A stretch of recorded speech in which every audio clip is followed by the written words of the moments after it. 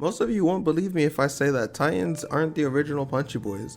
Well, they might be the original Punchy Boys, but Hunters were definitely taking that from the Titans. With this build that I'm going to show you guys today, we're taking Hunter to the next level. Any type of content, GMs, raids, nightfalls, Gambit, whatever you can think of, this build makes all of that easy. Lost sectors to get the new exotics, this build makes that even easier to breeze through. And the best part about it is you really only need one weapon and one subclass to make it happen. And in this video, I'm going to show you guys how to get it done. Let's get right into it. This build is designed to take our hunters to the next level while pumping out serious damage on the battlefield, clearing out enemies, destroying the yellow bars that do become problematic, and keeping our survivability high so we're not wasting our respawn tokens and GMs or just becoming a burden on the battlefield. Now for the super, I am running the Gathering Storm. You can run Arc Staff if you want. If you guys haven't noticed by now, this is a Arc build.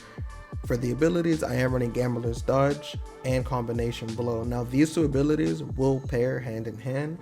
The Gambler's Dodge is going to allow us to dodge near an enemy and fully recharge our melee ability, which is going to synergize with Combination Blow, which will increase our melee damage when we defeat a target, which stacks 3 times. And when we defeat a target with this ability, it will also refill our class ability and restore a small bit amount of health.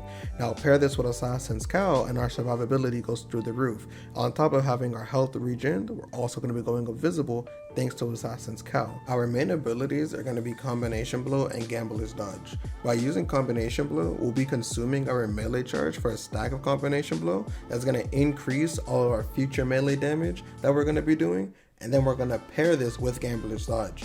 We'll be replenishing our Combination Blow by chaining together our punch then dodge, punch then dodge. This is going to help us rack up damage and become an ad clearing machine. And like I said, because we're using Assassin's Cowl, each kill that we get is going to be giving us our health back as well as making us invisible. For our aspects, we're going to be running Lethal Current. After dodging, our next melee attack is going to have increased lunge range. It's going to jolt the target and it's going to create a damaging aftershock. The next aspect is going to be flow state. After defeating a jolted target, it's going to make us amplified. For those who are a bit newer and don't understand how jolt works, jolt is a debuff that's applied to the enemy, where if we hit that jolt to the enemy or we kill them, they're going to take additional damage, and it's going to proc jolt even more to do additional damage to enemies that are nearby and spread that debuff to them. So essentially we're going to have a constant dodge punch, which is going to be renewing Combination Blow, and it's going to keep us amplified and spreading jolt to additional enemies nearby. This build already brings a ton of value to the hunters. On top of being amplified 99% of the time, anytime we damage any jolted target with a melee attack, it's also going to blind them. Now keep in mind, we are spreading jolt to nearby enemies, so all of the enemies nearby are also going to become blinded. On top of being amplified, flow state is going to buff that even further. While we're amplified, our dodge is going to recharge more quickly and we're going to be more resilient while dodging, and our reload speed is greatly increased. Another benefit to being amplified 99% of the time thanks to this build is that our dodge is actually going to recharge a lot quicker than what it normally does. Now I know hunters already have a crazy recharge time on their dodge, but trust me, there will be times when you're using this build and you're having fun and you do a dodge and you don't get your melee back simply because there aren't enemies around or you're not close enough. Whatever the case may be, being amplified is actually going to give our recharge back before Combination Blow our stacks expire. Next, for our fragments, we are going to be running Spark of Feedback for our first fragment. Taking melee damage is briefly going to increase our outgoing melee damage. So on top of the buffs that we're getting through our abilities and our aspects, this fragment is going to take it to the next level. Now, this build is not a stay back and shoot. This is an in their face type of build, so you're constantly going to be around hordes of enemies shooting you, hitting you. Spark of Feedback is going to proc. Our next fragment is going to be Spark of Resistance. While we're surrounded by those combatants, we're actually going to be more resistant to incoming damage. So to kind of balance that out where we're not taking too much damage and dying immediately, Spark of Resistance and Feedback is going to pair really well together to help keep us alive. Up next is Spark of Shock. Our arc grenades are going to jolt targets. I didn't mention this previously, but the grenade we are using is Pulse Grenade. With all the abilities and aspects and fragments we're going to be running on top of our mods, our grenade is going to recharge insanely fast, and even throwing our grenade by jolting those targets, we're going to be spreading that debuff to those nearby targets and increasing the amount of damage that we do. The last and final fragment is Spark of Magnitude. Our lingering arc grenades, lightning grenade, pulse grenade, storm grenade are all going to have extended durations. So you come up against a yellow bar, alright cool, drop a grenade on them, or even an overwhelming amount of ads, drop a grenade. That way we can spread jolt and we can get back to punching and making our build as valuable as it can be. Let's talk mods. So for our helmet, we are running hands-on. Hands-on is going to give us bonus super energy on our melee kills, and dynamo. It's going to reduce our super cooldown when we use our class ability near targets. Now, I love these two mods for this build because our build is centered around spamming nothing but our melee and our dodge. We're going to be able to keep our super up and getting as many as we can out during whatever activity with these two mods because of how much we're going to be using our melee and our dodge. Up next is our gauntlets. We're going to be running impact induction, which by causing damage with a melee attack is going to reduce our grenade cooldown. Now we're running the best arc grenade in the game, pulse grenade. It's just going to help us spam jolt on the targets and help wither down those more tankier ads. We are running heavy-handed. By using our powered melee and getting final blows with it, we're going to create orbs of power. Now that just cycles into our next set of mods for the chest piece. We are running emergency reinforcement. Sometimes they do kind of pack a punch and they do hit you kind of hard, so emergency reinforcement is going to help with that. When our shields become broken, we're going to gain a temporary damage reduction. Now the more stacks of armor charge you have, the better this perk is. This has helped me and saved my life on several different occasions, so I highly advise you guys take part in using this, but you can mix up the mods you can. Now we are running arc resistance and harmonic resistance.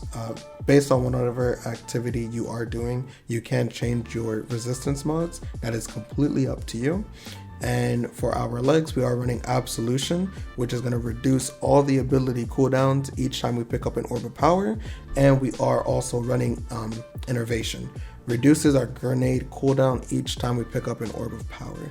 Now on our cloak, we are running Powerful Attraction. Whenever we do a dodge, it's going to collect any nearby orbs of power, so you don't have to worry about running around and grabbing any orbs of power and going out of your way.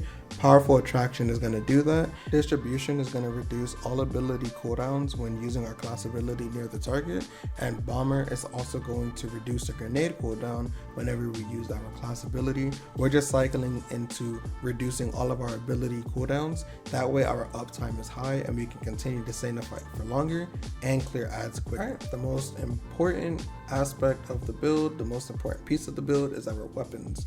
For this build, because we are a melee focused build, you can probably guess it, we are going to be running 1-2 punch. Now some people run double shotguns. You don't need to run double shotguns. I don't think you did.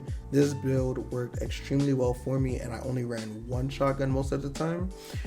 The perk that we're looking for on our shotgun is going to be 1-2 punch. What 1-2 punch does is by hitting a target with nearly every pellet in a shot, it's going to increase our melee damage for a short duration. Because this is a melee focused build and we're already pumping out tons of damage, 1-2 punch is going to help us shred through the yellow bars and the tougher enemies, as well as even just enemies with shields that we don't have a matching damage type.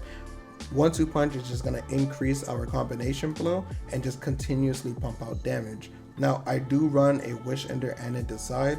The Decide was just sitting in my vault that I happen to have with 1-2 punch, so it worked. Any shotgun that you have will work. Again, Ragnarok D is a crafted weapon. You guys probably can craft a shotgun and level it up with our homegirl Shiroshi and Last Wish. What you guys can also do is type in 1-2 punch in the Destiny item manager and it will automatically find a shotgun that has that perk attached to it if you're worried that you may not have it.